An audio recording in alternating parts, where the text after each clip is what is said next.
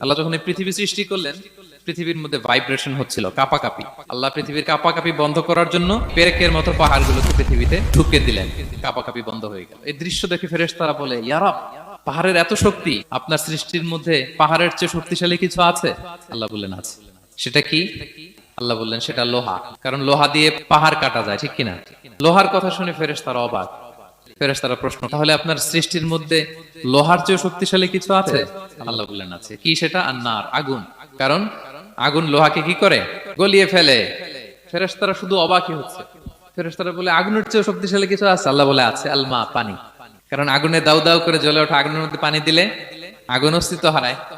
ফেরেশতারা শুধু অবাকই হচ্ছে। তারা বলে, তাহলে পানির চেয়ে শক্তিশালী কিছু আছে? আল্লাহ বলেন আছে, রিহ, বাতাস। কারণ বাতাস পানিকে একদিক থেকে আরেক দিকে নিয়ে যায়। জলের মধ্যে বায়ুর উচ্ছ্বাস লাগলে জলোচ্ছ্বাস তৈরি হয়, ঠিক কিনা? ফেরেশতারা আবার অবাক হয়ে বলে, তাহলে বাতাসের চেয়ে শক্তিশালী কিছু আছে? আল্লাহ বললেন আছে। সেটা কি? বলতেছে বনি আদম।